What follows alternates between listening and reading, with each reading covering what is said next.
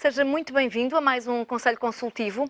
Pedro Passos Coelho diz que a ideia de François Hollande iria criar uma Europa dentro de uma União Europeia e da zona euro e que isso significaria mudar a meio as regras do jogo.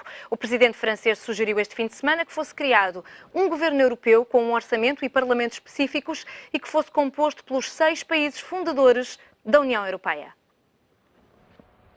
Vanguarda na zona euro. Foi assim que François Hollande apelidou a sua ideia de criar um governo europeu com parlamento e orçamento próprios, composto pelos 6 países que fundaram a União Europeia: França, Alemanha, Itália, Bélgica, Luxemburgo e Holanda. O artigo onde lançou esta sugestão para aprofundar a construção da Europa foi publicado num jornal francês no domingo e não concretizava muito mais do que isto, mas foi o que bastou para desagradar Passos Coelho. Significa, portanto, ter dentro da União Europeia e dentro da zona euro uma outra Europa ainda, que cabe, portanto, numa ideia de que não é um perigo em si defender uma Europa a várias velocidades.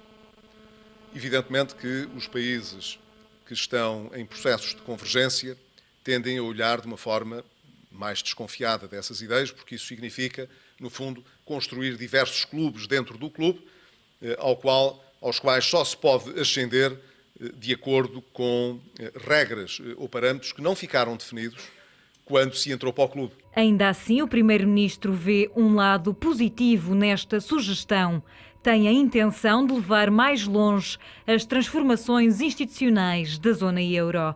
Mas o mercado está cético em relação ao avanço possível da União Europeia. The problem with the euros being a common monetary policy, but no common fiscal policy. The euro was effectively designed back to the front, with political integration likely to be the last thing to happen. Uma coisa parece certa a todos os líderes europeus. Alguma coisa tem de mudar na arquitetura da zona euro e da União Europeia para prevenir novas divisões na Europa. Conselho Consultivo hoje com as presenças de Mariana Abrantes de Sousa, Hélder Oliveira e Jorge Ribeirinho Machado. Muito obrigada por estarem neste Conselho Consultivo. Gostava de começar por si, por lhe perguntar o que lhe parece esta ideia de François Hollande? Não me parece uma boa ideia. Eu recordo que quando o Syriza ganhou as eleições na Grécia, a minha ideia relativamente a essa matéria foi de que, naturalmente, que por um lado o Tsipras iria cair a pouco e pouco na realidade, como, enfim, se provou ao longo destes meses, mas que essa vitória conduziria a que necessariamente houvesse alguma crise europeia, alguma discussão europeia, e que os termos em que a Europa estava a defrontar a crise, porventura, teriam que ser alterados. Isso eu julgo que está a verificar, está a haver uma grande discussão a vários níveis, no sentido de verificar qual é o futuro da Europa. Há quem seja muito pessimista, eu tenho ouvido nos últimos tempos, digamos, uma visão de que a Europa irá desaparecer, o que eu julgo ser um absurdo. A Europa, como está hoje constituída, e particularmente com a força que, apesar de tudo, a Europa ainda tem, e com esta coisa magnífica que é dos sítios do mundo onde se vive melhor, apesar de tudo, o facto é que tudo isso levou a que se discutisse enormemente a Europa durante os últimos tempos, e particularmente a partir da situação que se viveu na outra semana, em que de facto chegou a um acordo, mas é um acordo que é terrível para a Grécia, não é? E, portanto, as pessoas estão todas a discutir, qualquer pessoa que se interesse por estes temas, qualquer revista que se interesse por estes temas, estava aqui a olhar para uma delas que fala muito sobre isto, com o Economist, discute sistematicamente qual é esse futuro. Portanto, o Sr. Hollande, que tem sido um pouco irrelevante na política europeia desde que foi eleito presidente, quando foi eleito presidente com uma grande expectativa naquela altura, aparece com esta ideia que não me parece uma ideia muito feliz. De facto, eu julgo que se está a aprofundar aquilo que é a arquitetura da Europa, sistematicamente, isso tem que ser discutido, concretizado, mas no sentido de aprofundar, não para haver clubes de elite, não para haver governos da Europa constituídos por países que A única coisa que tem, foi muito importante que tenham arrancado com a Europa, com a União Europeia, nos anos 50, mas, de facto, esta ideia não me parece positiva. Portanto, a Europa tem que ser constituída por nações que a pouco e pouco vão, de alguma forma, transferindo uma parte da sua soberania para um governo europeu. Efetivamente, não há alternativa sobre isso. Temos que caminhar para uma Europa federal, é a minha perspectiva. Agora, haver uma Europa governada por um conjunto específico de países que a única coisa que ostentam é que dizer que foram os fundadores da Europa não me parece uma boa ideia. Portanto, é divisória da Europa, mas de qualquer modo é muito importante que alguém apareça com ideias para serem discutidas, porque isso faz avançar com certeza no futuro a arquitetura europeia. Consegue entender de onde terá vindo esta ideia de François Hollande, até escrita num estilo e com palavras mais federalistas, mais a um estilo alemão, depois de se ter afastado até das posições da Alemanha nesta última crise grega? De onde terá vindo esta ideia de um conjunto de países de vanguarda, com um orçamento específico e controlado por um parlamento próprio, para avançar com a Europa para a frente? Bom, eu penso que o François Hollande, como dizia o Helder, não tem sido relevante na condução da política europeia nos últimos anos, desde que foi eleito, de facto, é verdade. E isso significa que quer ser mais relevante?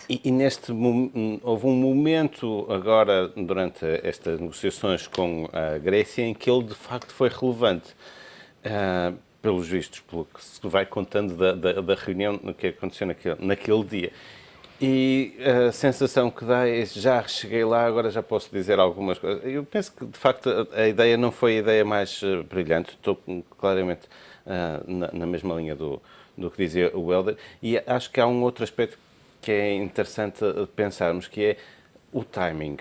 Nós temos, ou vamos ter, dentro de relativamente pouco tempo, o referendo em Inglaterra. E estas ideias são aquelas ideias que fazem com que as pessoas digam mesmo, os ingleses que digam mesmo, não é aqui que queremos estar. E, portanto, eu acho que era muito mais interessante se as pessoas, os responsáveis políticos, se abstivessem de fazer este tipo de propostas que são propostas, digamos assim, divisórias e que fazem com que os vários países dentro da União Europeia, ou melhor dizendo, os vários países dentro desta União Europeia se desunam, e por isso penso que era interessante que não houvesse estas propostas agora. O Hollande pensou, agora é o meu momento, agora é o meu momento, eu estou por cima e, portanto, agora posso fazer aqui alguma coisa, marcar a agenda. Ao mesmo tempo, também me parece que há uma questão política, digamos assim, direita e esquerda, apesar de não ser exatamente direita e esquerda, mas, de qualquer forma, há um conjunto de países ou de políticas mais, chamemos de direita, mais de austeridade ou mais de rigor, que têm uma política, pode estar de acordo ou não, mas é uma política, é uma linha política clara. E depois, do outro lado, não existe uma ideia clara. Vê-se nos vários países da União Europeia, e talvez seja uma tentativa de encontrar ali um caminho, não sei. Entre as opiniões já polémicas e as análises relativamente a esta opinião de François Hollande, há uma análise que eu gostaria de saber se concorda com ela ou não, mesmo porque nos leva para o caminho dos números, que é pensar que efetivamente François Hollande, menos relevante nos últimos tempos, gostaria de assumir se calhar aqui um papel de relevância na construção de um novo papel para a zona euro de futuro, com a França a incluir naturalmente este rol de 6 países fundadores deste governo de vanguarda. Isto porquê? Para depois ganhar créditos junto do povo francês e poder implementar medidas duras que precisa de implementar dentro de casa, porque os números também não são favoráveis à França. Sim, provavelmente estas posições têm o seu componente de política nacional. O que nós estamos a ver neste momento, eu acho que, como disseram os meus colegas, que de facto a agenda da estrutura do euro está sobre a mesa. E é uma questão muito importante porque nós temos tido uma moeda que tem permitido tamanha divergência e com custos muito graves para alguns dos países membros, e isso tem que ser discutido, tem que ser falado.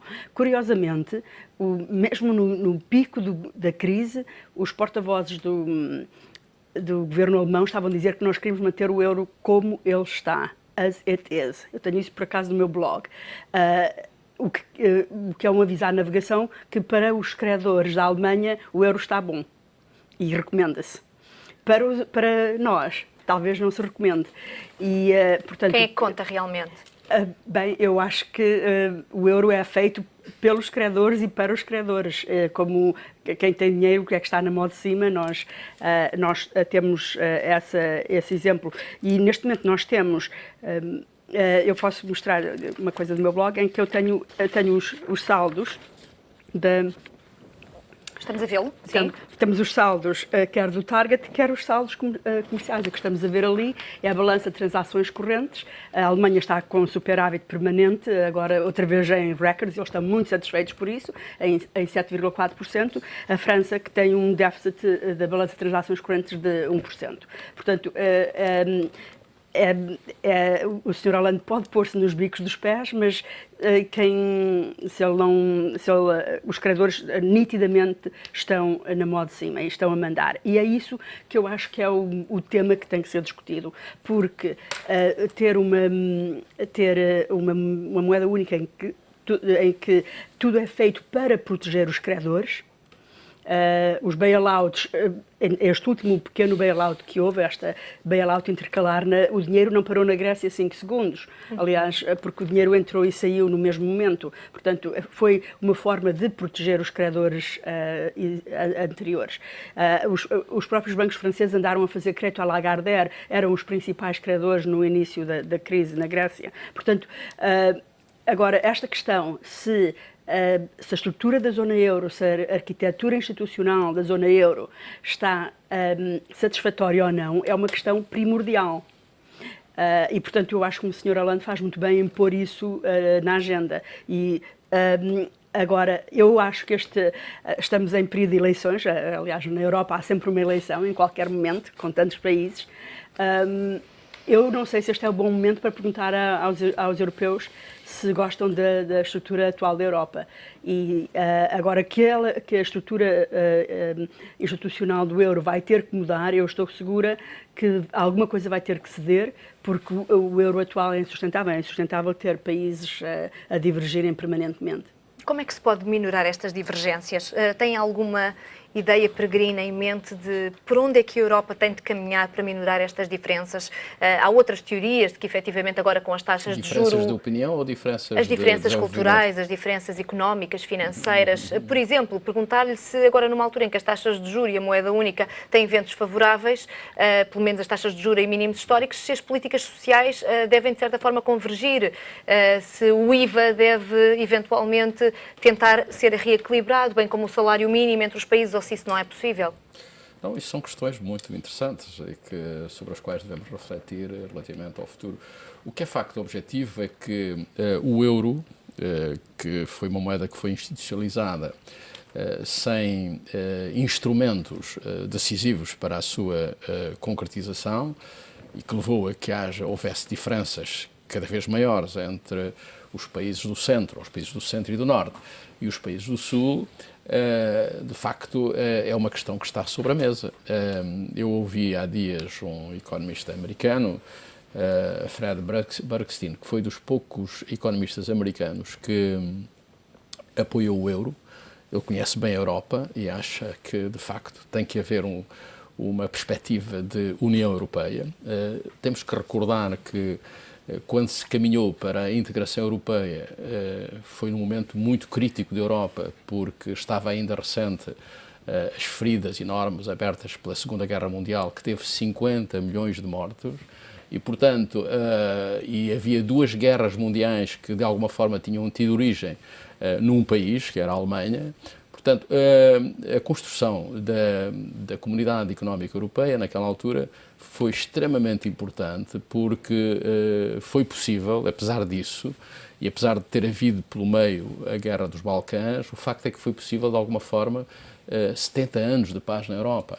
Portanto, a União Europeia, a integração económica e política europeia é algo extremamente importante no sentido de, por um lado, preservar essa paz, mas, por outro lado, fazer a afirmação da Europa no mundo. Falei aqui há dias, num discurso célebre de Helmut Schmidt, em que ele chama a atenção que quando acabou a Grande Guerra, portanto em 1945, a Europa tinha cerca de 20% da população europeia. Hoje tem cerca de 7% da população europeia. Portanto, a Europa pode tornar-se um continente irrelevante. Felizmente há neste momento uma negociação muito importante, a negociação da parceria transatlântica com os Estados Unidos, que porventura pode alterar um pouco os comportamentos que temos tido no passado. Agora, é preciso olhar para a crise europeia, para aquilo que muita gente chama a crise europeia. Há realmente uma crise europeia, há, de certo modo, um revivalismo de certos nacionalismos na Europa. Portanto, os nórdicos acham que são os melhores do mundo, os alemães também. E, no entanto, eu volto a dizer, quanto mais conheço os outros, mais gosto de nós. Que os nossos defeitos todos, de facto, nós temos um conjunto de características que tendem a ser universais, do meu ponto de vista, e podemos ter aí um papel de, embora modesto, mas unindo os países do sul da Europa, podemos negociar no sentido de encontrar soluções comuns. E uma das soluções mais importantes que nós temos que ter em conta, para além do que está a acontecer em vários domínios, eu acho que, por exemplo, o Banco Central Europeu tem tomado medidas muito interessantes sob a direção do Sr. Draghi e corajosas em certas circunstâncias, um pouco contra a opinião, por exemplo, do Banco Central alemão.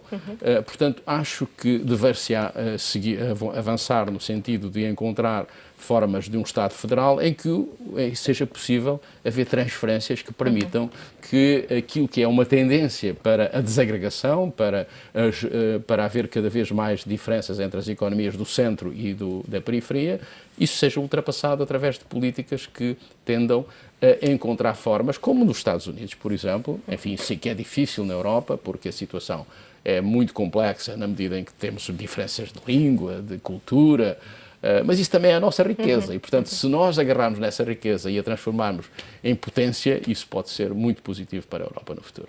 Estar a discutir o futuro da Europa aqui, a esta mesa, ou nas revistas que fazem essa análise, ou a Holanda a um nível mais superior, já como presidente, significa que a Grécia estremeceu a Europa, mas está longe de conseguir destruir o projeto europeu? Não tenho dúvida disso. Tenho a certeza disso, que, de facto, quando muito aquilo que poderia acontecer era que a Grécia saísse do euro, não da Europa, e a Europa não eu estou realmente convencido, e penso que isto aqui não podemos ir mais longe do que o convencimento, não é? Mas estou realmente convencido que o projeto europeu é um projeto que vai continuar por muito, muito tempo. Com ou sem Grécia? Sem com ser Grécia. Com a Grécia. Com Grécia. Isso, sim, eu acredito que possa vir a fazer com que os outros países que são da Europa e que ainda não estão dentro da União Europeia passem a estar dentro da União Europeia. Mesmo se houvesse, e é possível que isso aconteça, apesar de eu não acreditar que vai acontecer, mesmo que o Reino Unido, ou pelo menos a Inglaterra, saia da União Europeia, mais cedo ou mais tarde iria voltar. Eu acredito que o projeto europeu é um projeto com um futuro muito longo. Agora, ao mesmo tempo, também podemos pensar que é algo que é muito recente. Nem tem 70 anos, tem menos do que estes 70 anos do pós-guerra, por isso, de facto, apesar de tudo, se nós olharmos para uma perspectiva muito mais comprida, muito mais larga do que a evolução das instituições ao longo do tempo, podemos dizer que o projeto da União Europeia é um projeto muito infantil e, portanto, é muito natural que existam muitas dificuldades. Repare, eu acredito que todos estes populismos, digamos assim, anti-Europa sejam coisas que vão aparecendo, porque são umas reações e que me parecem, não digo compreensíveis, mas naturais que surjam à medida que se vai aprofundando a União Europeia. Portanto, penso que não é algo que esteja, digamos assim, em cima da mesa nos próximos tempos de um desmembramento da União Europeia. Agora, aqueles números que a Mariana há pouco sublinhou é que não podem acontecer. Quer dizer, não pode acontecer que a Alemanha tenha um superávit de 7,4% e que a França tenha um déficit de 1,4%. Esses números não é um com o outro, mas a questão da divergência, mas é isso que está em causa, é se o euro é um instrumento de convergência ou um instrumento de divergência, se é parte da solução ou se continua a ser parte do problema. Eu acho que é preciso reconsiderar a arquitetura. O euro, eu não concordo com a Alemanha que o euro está bem como está, mas se eu tivesse os bolsos cheios, com certeza também achava que o euro estava bem como está, mas nós temos os bolsos vazios. Há coisas que é preciso fazer, que é preciso repensar. Por exemplo, não há uma garantia de depósitos a nível europeu. É essencial. Embora se esteja a caminhar para lá, não é? Pois, mas o euro já tem 15 anos. Sim. Portanto, está um bocadinho atrasada a garantia de depósitos, admitamos. Não há, agora, por exemplo, há uma coisa curiosa que eu acho que as pessoas eu ainda nem percebi muito bem, que há um cross-default entre o país e o banco. O Banco Central Europeu não pode emprestar dinheiro a um banco de um país em que o soberano esteja em default. Quer dizer, é um contrassenso, porque o Banco Central tem que ser um lender of last resort, tem que ser o credor de última instância. Portanto, a ideia de que há um cross-default entre o banco e o soberano provoca uma aceleração da crise que eu acho que não foi pensada. Eu acho que são daquelas instâncias mal pensadas. Mas dá para perceber. A ideia é que eu conheço, sim, eu trabalhei na banca 25 anos, eu conheço o conceito de cross-default. O que eu não conheço é o conceito de cross-default aplicado ao apoio de bancos centrais. É outra coisa. Os bancos centrais... Mas isso vai para lá da legislação ou não? Eu acho que temos que repensar as regras, porque as regras são feitas para dar os resultados certos. Às vezes as regras dão os resultados errados, não intencionados. E, por exemplo, uma das regras... E depois as regras às vezes são feitas à medida de quem as faz. Por exemplo, há uma regra que não pode haver déficits externos, mas não há uma regra simétrica que não pode haver superávites externos. Quer dizer, isso deveria haver. A questão é, os superávites e os déficits são o espelho uns dos outros, geralmente, ainda que, claro que há países europeus que exportam para muitos outros países, mas a questão que nós temos que pensar é que, eu acho que aqui nós temos que parar, e o Sr. Hollande faz bem em pôr isso na mesa. Eu acho que ele está errado no conceito, mas ele está errado na solução, mas eu acho que está provavelmente certo no diagnóstico. E nós temos que pensar se não estamos satisfeitos com os resultados do euro até à data, o que é que... se estamos satisfeitos, continuamos. E há países que vão ser cilindrados até desaparecerem. Se não estamos satisfeitos, é melhor que tomemos medidas rapidamente, e não é de ir tomando medidas, não é de ir falando na... Mas quem é que vai estar na dianteira dessas soluções que vão ser encontradas? Porque até aqui têm sido quase sempre os mesmos. Infelizmente, o euro é uma criação dos credores, é controlado pelos credores. É por isso que eu virei bastante pessimista com este processo. Eu antes era muito mais a favor do euro do que sou agora, porque eu acho que os credores interessam os seus interesses particulares, não lhes interessa a construção, nem sequer a estabilidade, é os seus interesses particulares, porque senão haveria muitas outras formas de soluções. E isso, portanto, receber, por exemplo, emprestar dinheiro para os países voltarem a pagar aos anteriores e envolver, por exemplo, o sistema europeu de estabilidade, vai envolver países frágeis como a Látvia, como a Estónia, etc., a reembolsar, a permitir que a Grécia reembolse a Alemanha. Porquê envolver aqueles... Porquê é que não são os credores iniciais que eram tão inteligentes e que fizeram tanto crédito subprime a países que nem sequer tinham um cadastro predial? Se eram tão inteligentes, porque é que é preciso a Látvia vir ajudar a Grécia a reembolsar? Muito bem, vamos discutir este tema com certeza outras vezes. Muito obrigada por terem vindo a este Conselho Consultivo. Foi um gosto e um luxo receber-vos aqui. Fica por aqui o Conselho Consultivo de hoje. Foi bom tê-los desse lado.